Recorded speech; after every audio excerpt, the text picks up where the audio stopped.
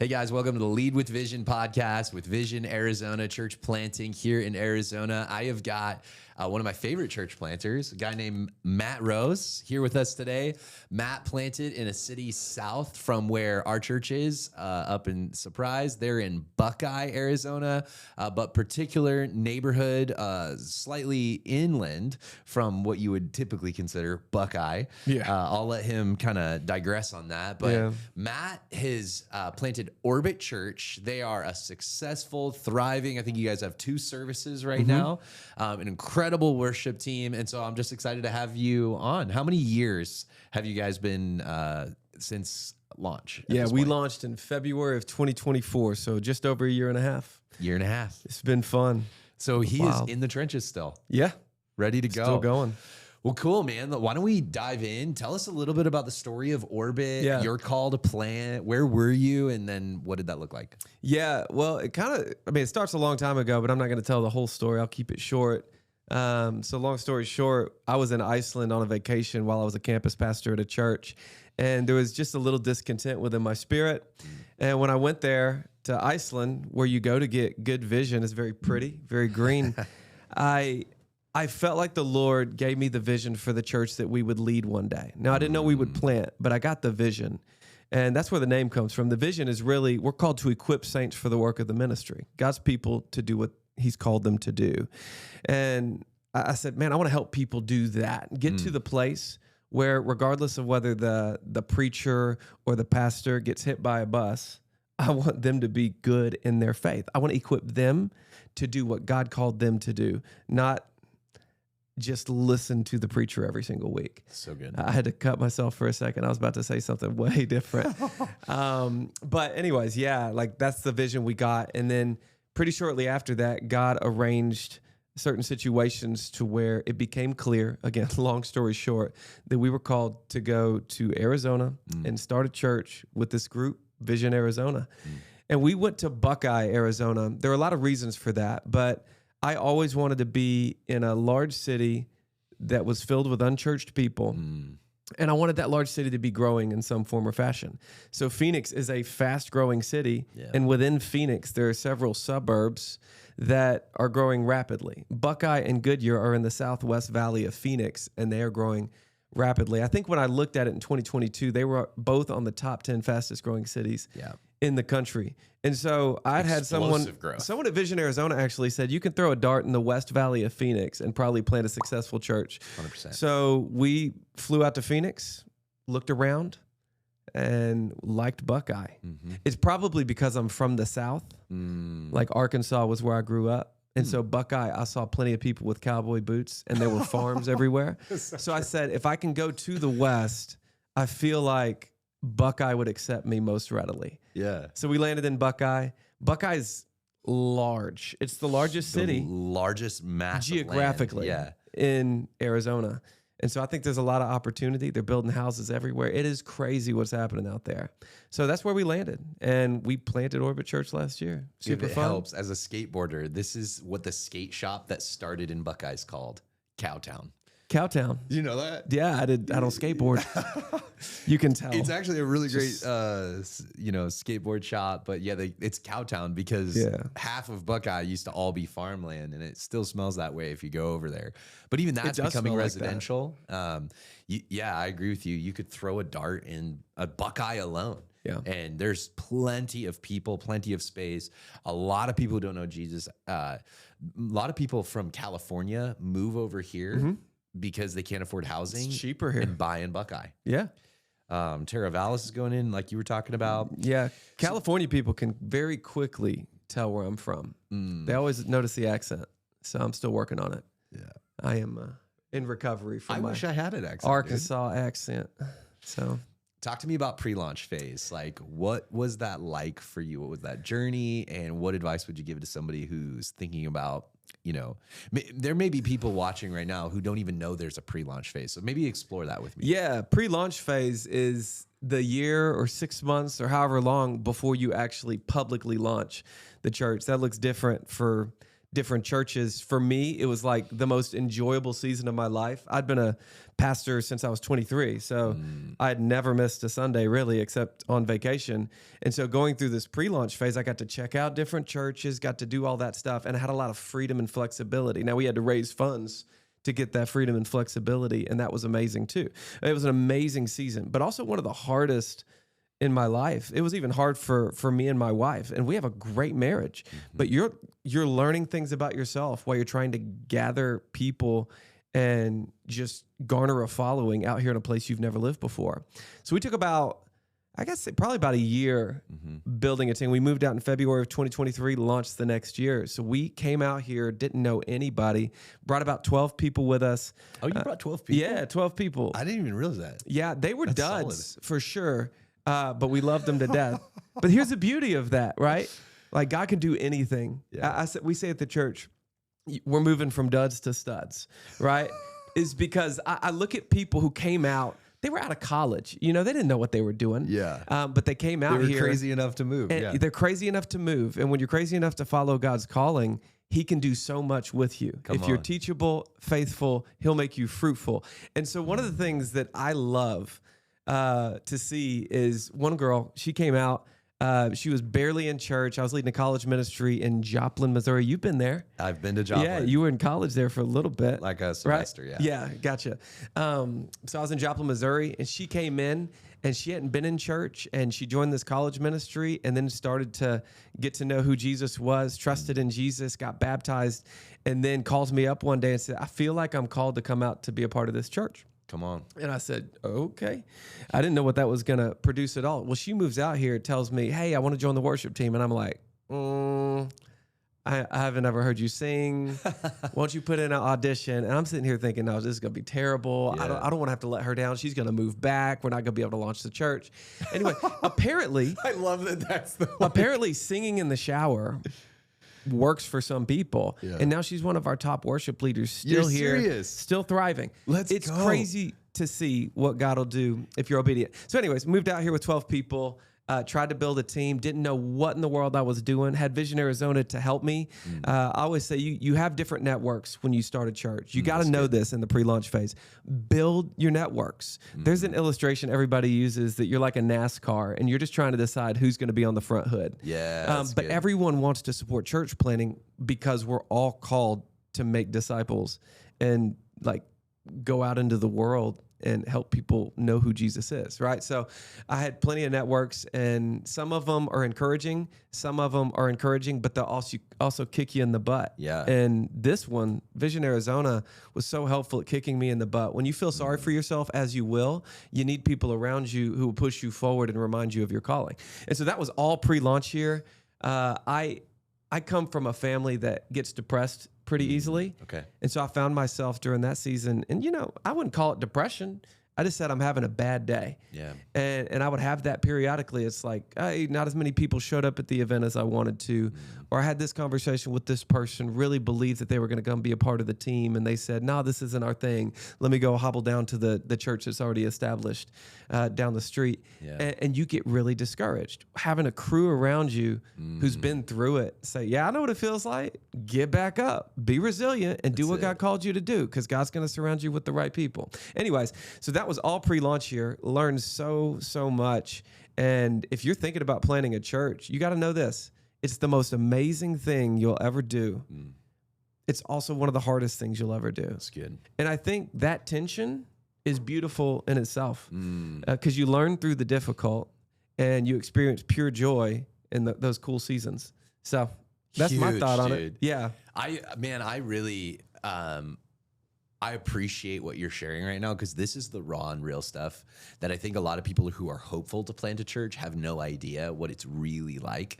And they miss all of this. So I appreciate you diving into that it's the hardest and also best thing that you can give your life to. And I also haven't heard anyone articulate that value of a network. Really on any other podcast, that not only is a network helpful for the coaching dimension of it, like here's some practitioners and experts to help you go where you haven't been, but also like face what you haven't faced. And in those seasons where you hit the dark night of the soul or where you're discouraged and by the way, you don't get into this without being somebody who is driven and wants to win. Yeah. And so when you don't meet even your own high expectations in a certain season, there is this backlash of depression or discouragement or frustration or hitting your head against, and then having a network becomes that safety net of men, and coaches are going to go, hey bro, this is what it's like. Now get up. Like, you're going to be all right. Dust yourself off. God's good. He's on the throne. Let's move forward. And let's learn from what that previous event was or whatever it was that discouraged you. If you feel too validated in your feels, it's just not helpful. Like, God loves you. You're the apple of his eye. Remember that crap. And then move forward and do what he's called you to do. Like, you can walk in sonship. You don't have to be stuck in, I don't know, depression. Pause. I want to say, don't pause that, but I just want to say this. This is why Nolan's cool. This is why he's a good pastor. It's because he can just nonchalantly refer to St. John of the Cross, Dark Night of the Soul. Let's go. In a podcast. You got to find yourself a pastor who can refer to the ancients just off the cuff. So but good job on that one. Who can tell you exactly who that came from. You didn't know? You read that book. Everybody read that book. If you talk about Dark Night of the Soul, you remember him comparing it to... it's like he compares it to nursing. And I just remember him talking about the teat too much. He just kept talking about it. And it's like, you got to be weaned through this dark night of the soul. And what God really is trying to do in that pre-launch phase is he's trying to wean you off of all the things you've experienced that have created systems that won't help you into your future. And so I just think that really is a dark night of the soul, the whole pre-launch phase. It's hard, but beautiful. And so I love it. Well, thanks for being the first church planter to ever say teat on the podcast. Yeah. I felt like I was in good company. I listened to one of them. Was it Bill Bush? It's Bill Bush. Well, let's actually talk about it. So one of the values that you versus like a Bill Bush has massive things to add because he's been leading a megachurch for a lot of years, planted it. He's also massive. He's yoked. Swole. But you and I, we've been in this for a shorter period of time, and so we're kind of in the trenches now. Talk to the guy or team that's getting into the launch and then post-launch phase. Like, what lessons would you give, or what did you learn having now launched and been going for a year and a half that could be helpful to somebody who's like thinking about launch, or what is it going to look like for the next 6 months after launch? Yeah, one thing, I texted somebody recently. They launched, and I texted them. I said, hey, man, that's an exciting launch. How did it go? Tell me about it. What are you anticipating for next week? And they said, man, we're just excited. We hope they keep coming. And, I was in this torn space. Yeah. You know what I'm talking about? Because you've launched. It's like, do I want to tell them the truth? Because I don't think they know it. And here's the truth about launch. If you do what our model would hope you do, which is kind of a large launch model, meaning you get a lot of people there, knowing that some of them are going to trickle off. But then when you launch large, a lot more will come that wouldn't have come to a small group type deal. So we large launch. And when you large launch, say you launch at 250, we launched at 500, others launched at 700, some 2,700. The next week, what you've got to anticipate is some sort of dip. Yeah. And when that dip happens, that's not a bad thing. It is a normal thing. Okay. You've got to understand that there's some things that are just normal, and planters are trying to tell you who have done it before, and you don't want to listen because you're like, God's on my side. He's going to do something beyond what he ever did through anybody else, through me, and he might. This is what I always say. He might do that. He might. It just hasn't happened yet. And let him do it. But prep yourself for normal. Yes. Like the normalization of people dipping. And for us, what happened is we dropped to about 67% right after launch. Hey, but that's actually not to be expected. It's not as bad. Sometimes it's 40 to 60, right? Yeah. So, then we dropped more because we hadn't figured this system out. Yeah, and what you need to do... We don't know anything about dropping for an entire month. Yeah. Well, when you launch, you need to be ready to wrangle, which is an Arkansas word. You got to wrangle, and a Buckeye word, all of those different people and try to get them connected in some form or fashion. If you don't connect them, they're going to slip through the cracks. Okay, so talk to me. How did you guys do that? What would you do differently? Everything differently. Okay. We had not learned the art of like creating and continuing momentum in our first year. We thought when we launch, people are going to stick around, and we wouldn't have said that. We would have said we had all the systems, but we really didn't. And one of the systems that people overlook, you'll create the system for small groups, which you probably shouldn't do right when you launch, or stay you create simpler as long as you can. Yeah. Stay simple. You create the systems for volunteerism. You got your guest experience crew. We did. You got your worship team. You got your kids crew. Like you've got your volunteers. But the one question that I was trying to answer, but I didn't hone in on enough early enough, and that was, where's my leadership team? Where are they at? Because, and I know you think you're leading, but if there's one thing I've learned is I wasn't leading well, even though then I would have said that I was leading. And so you might think of some of the ways that you've led in the past at an established church, and you've got to do it differently in this case. For us, we're getting people, brand new believers. Some say they're established believers, but you and I've probably learned in the West Valley is like, not necessarily. You went to church once every 6 months. I'm a Christian. You go on Easter. Yeah. And they know all the systems and they tell you that. But they grew up Catholic. That's not the same thing, dude. Well, we get it. We're with you in this. We planted a church before. When they say they planted a church, don't believe them. Or run from them. Or run from them. Put them in the place as any other brand new believer and walk them through the same system. And if I could go back, I would have intensified my leadership development earlier. If you're thinking, we're going to do our pipeline 6 months in, I would do your pipeline before you launch and make it an intense pipeline and don't scale back on it. We started our pipeline we waited way too long. We started it in June of this year. And I'm telling you, this pipeline, now the way we do it is unique, and I could tell you more about it later, but it was so monumental to our church that like it's radically shifted everything. And all I keep saying to my wife is, I wish I had done it before we launched. Okay, then let's derail where we were going. And that's what I want to finish today with. Talk to me about your pipeline. What are you doing and why do you like it so much? Our pipeline, the way we do it is, people are doing pipelines at every decent growing church. The one thing we do differently is I said, I care about leadership and I want them to learn leadership, but I care more about the scriptures. And I want this to bless their souls and their capability as a leader. And so what we do is we walked this last time through Acts, and I've done it before in other churches, and it's really worked. I don't know why I waited on it. We walked straight through the book of Acts. We did it over 6 weeks, and what they have to do is they have to come in with a weekly teaching. A weekly teaching from the book of Acts with a leadership lens is what we say. It's a leadership lens. It's not eisegesis. It's exegesis with a certain bent in direction. It's a leadership lens. Just letting you know. They just tag the verses onto their own ideas. I get it. They go to the verses first. And when they do it the other way, we teach them how to do it properly. That's good. But if there's one keystone habit or skill that I've learned, it's if you put someone in front of somebody else, it unlocks so many other leadership categories. If you put them in front of someone to talk, it unlocks other categories. And that's what we found. It unlocked things in people that I thought, again, were duds, and they've radically shifted. How many people are in this group, and what does it look like? Well, we made all of our current leaders go through it, so we got to see some dip, which was great. Like, it was an easy off-ramp for people who really weren't operating at the level they should. And then we saw people that I never anticipated would be a leader. Like, there's a 22-year-old girl who came through it because she's one of our production leads, and she wasn't yet. She needed to go through this to be a lead.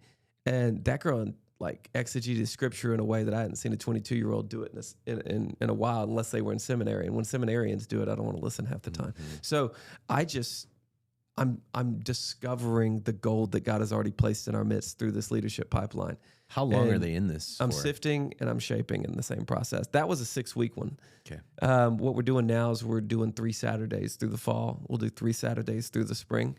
And it's like as a church planner, what you're trying to do is you want to keep people, and there's nothing wrong with wanting to keep people. It becomes wrong when you're trying to keep the wrong people for the wrong reasons, but you want to keep people, and I can't convince you not to try to keep people. But what I can try to convince you to do is create a system, environment, or a structure that enables you to sift people out and help people step up. And so what that leadership pipeline is it's a place where they chose to be that enables me to say the hardest things that they're going to hear all year to help them develop in their walk with God and in their leadership capacity at the church. Are you giving them practical opportunities to serve and lead in the church alongside the scriptural training? Yeah, some of them are already operating in a quasi-leadership capacity. We just don't call them leaders. That's good. We won't call them a leader unless... Like, what examples would you have for where someone might be serving? We call them leaders in the church, not leaders of the church. Woo. So this isn't polity. That's good. This isn't our polity. This is just people who are leading a team, maybe leading a small group. They might be production lead on Sunday. They might be a lead out for worship. We make our lead outs operate like leaders. If they're auxiliary vocalists, meaning they're not leading out, we're more flexible. Same with some instrumentalists. But we have guest experienced leaders personally. In the pipeline, I get to pour into them personally with vision, and I teach the scriptures in that pipeline. But I've got staff who are leading those teams. I've got volunteer staff who are leading those teams. Like their own group. Yeah, they're leading their teams. We finally got into the place where I just fully empowered them to do that. Wow. But in order to continue casting vision to what leadership should look like for our entire church, we have this pipeline. We call it trajectories because orbit, you guys are well themed. Yeah, we're definitely well themed. But we got stuff to work on for sure. So start a leadership pipeline earlier. Early. Pre-launch even. I would agree with that. All right, man. I said we would close with that, but I do have one more kind of question for you. Yeah. I want to tie two things together. You are working on with your team. Like what I know about Orbit and you personally, Matt, is that you're incredibly gifted in the realm of excellence, like creating a culture that's excellent. Some of our team have been to your church. We've had Vision Arizona people share with me what's going on there, like from lighting to sound to quality to the parking lot, like things are dialed at Orbit. Yeah. But I think what you're more passionate about right now is beefing up that other side of the culture, which is relational culture. So, and what that ties into for you is that you've also been on a personal journey of growing in your joy in Jesus in every season through the trials. Talk to me about those two things, like creating a culture of joy and welcome and relational warmth. There's so much attached to all the things that you just said. I think let me tackle my personal joy first, because it's from that I've gotten some clarity from the Lord on how to create that relational warmth at the church itself. And the biggest thief of my joy, it still happens once in a while, but man, God's been so good to me over the last 6 months. The biggest thief of my joy is comparison. Like you've heard it. Every preacher says it. Comparison is the thief of joy. It's just so true. And what I found is that when you go to launch a church, when you go to do anything big, there's always other people in the same field doing some of the same things. Yeah. And on one side, you want to learn from the best of the best. Come on. It's important to learn from the best of the best. If it's difficult for you to be around the best of the best and you surround yourself with people who aren't doing at the same level as you, you're gonna suck. Because you're the average of the five people you hang around. Yeah, take the advice you would tell your student in youth ministry. Surround yourself with great people. That's right. Not below average people, just because it makes you feel better about yourself. You've got to do that as you're launching a church. But the basement or downside to surrounding yourself with excellent people is that you see people who seem like they're it. And then you realize straight up, at some point in your ministry, you are not it. Yeah. But you've got to remember, even if you're not it, you're still his. And he's called you to be faithful and fruitful in your lane. Yes. And until you can become content with whatever space God's given you, with whatever talents he's given you, you're going to be unhappy. And I got to the point 6 months ago. This is embarrassing to say out loud, but I'm going to say it so that it might help somebody. Sometimes you got to let your team manage the Instagram and start liking all these other great pastors' posts. Sometimes you've got to put yourself in your room and start reading the scriptures rather than going and looking at what this other church did. That's it. You should learn from them. Yeah. But you've got to get time with God and realize what he's called you to. Like, that's what I did so poorly, is I surrounded myself with excellent people who I learned a lot from. But rather than going back to my closet and listening to God and sifting through the things that I had learned, I became a church planting Hindu, and I assimilated all of the stuff that worked for other people. It wasn't mine. It wasn't rooted in our vision, and it didn't work. And that's not true. Some of it worked because it's just science, and you should learn it and do it and implement it. But other things, just because it worked for them doesn't mean it's going to work for you. And so you go to the Lord and allow him to dictate what you're called to do. And in fact, if you don't take it to him, I wonder if he's going to bless it. Wow. So I started taking everything to him, and I was doing it. Don't get me wrong, but I think there was some inhibitor. And once that inhibitor left my life, I started to feel joy, abundant joy, and it made me happy. And guess what? You as a leader, especially in the first couple of years of your church or even your ministry, if you're just in a ministry at an established church, your viewpoint and perspective on things, your emotional state, your stability has more of an impact than just about anything else that you could implement. And if you're happy, that translates to your team. And when I got happy and joyful, it translated to my team. My team was more ready to come to staff meeting. They were more prepared. And then we're now way ahead of where we were. Rather than going week to week, we're now like a year plus ahead on things, all because my shift happened and I'm more joyful. And now I'm looking at our church, and I can look so far ahead now to realize, what are we missing? Yeah. And while we're excellent, because I've had experience at churches that are excellent, and I think you need to be base level excellent when you start a church. You need to have good systems in place, because when smart or established people come in, they're looking for these systems. You got to have systems. You can't do all the systems, but you got to have the right systems. People got to look and say, they thought about this before they showed up today. The systems are something we're great at. We've got a good worship team. We've got a great guest experience crew. Yeah. But when I looked at our church, looking for the next year, what do we want to do? I said, I want our people to be more happy together in community. So we're working on the relational warmth. And we're going to try some things that I won't mention here. But no, mention them. I want to know. We're going to try something, but they haven't worked. By the way, I just want to highlight, like, dude, such a good word. This idea that, like, you are infectious one way or another, for better or for worse. And like, if your soul is constantly looking across the street at the neighbors, you know, the grass is greener kind of thing, your eyes aren't upward to God. And so you're going to miss the vision that he has for you. Sometimes we are unfaithful with our assignment because we're comparing it to another's. Right. And I think what's happened in you, and I felt the shift, man, that like you're on God's assignment for Matt Rose and for Orbit. And that unique community and what God has for you to do there. And so just honor that, respect that big time. And when that shift happens in you, again, it's contagious for your team in a really powerful way. So what are you guys doing strategically to cultivate an environment of joy and greeting and welcome? Well, I mean, this is, I think we're really great on the programming side. Like, everyone is touched when they come in, not physically necessarily, but they're greeted, they're welcomed, they're loved. Keep them holy hands off of me, bro. We are so good at that. You will not come in and not be talked to by somebody. Okay.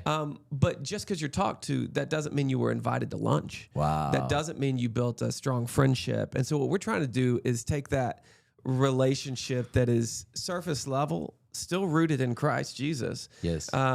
But it's more hospitality than it is a real deepening relationship. And I'm trying to develop a relationship like Paul with the Philippian church, right? Like, they're deeply connected. He says, I long for them. Wow. And I want us, when we come to Saturday, just longing for Sunday to happen so that we get to spend more time with our friends that we developed in this biblical community. So is this something you're asking, like community group leaders? Yeah. So obviously, the one we're using for the last 25 years is small groups. We're trying to strengthen our small groups, but it's difficult, right? Because you want your small group leaders to match the vision of the church. And when you start a church, there's less of them than there will be 10 years from now. And so our small group leadership, like the amount of leaders we have, doesn't match the number of people we need to serve.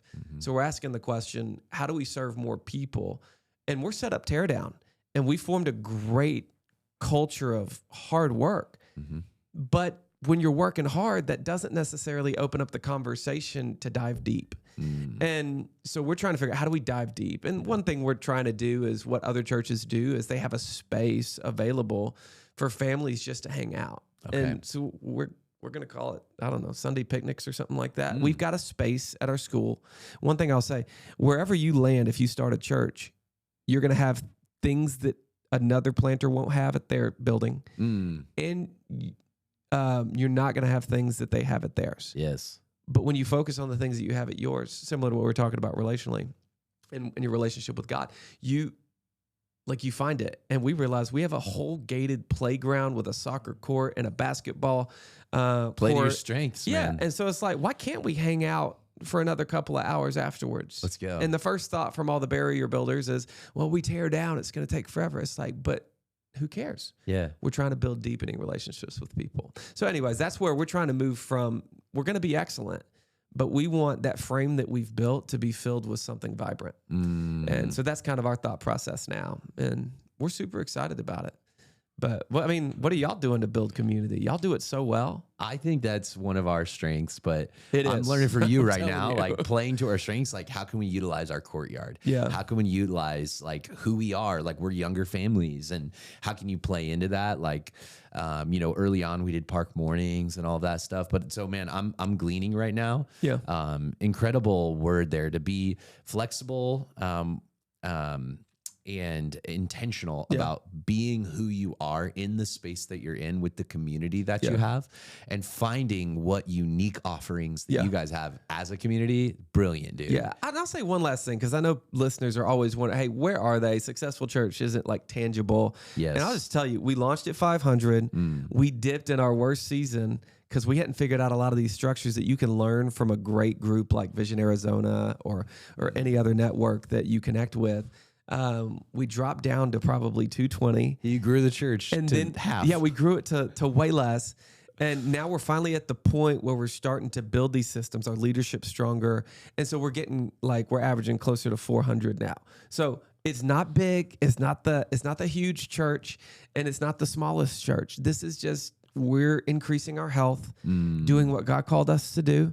When you look at statistics, we know that we're fine in the statistics of church growth, but like if you look at above, you're going to be discouraged. If you look below, you're going to be unnecessarily encouraged or unhelpfully encouraged. Yeah. So just look at what God put in front of you, plow that soil. And if it's 100, 300, or 3,000, yes, you're still his, and you get to do what he's called you to do every single day. Come on. Lean into that.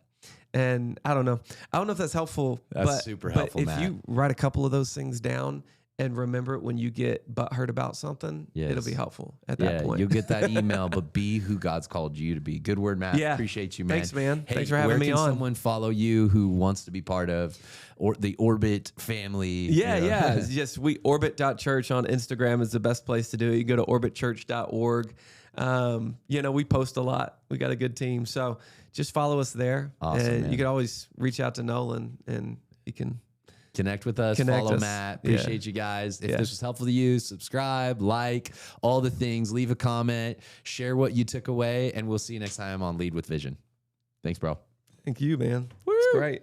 Sorry, they're like...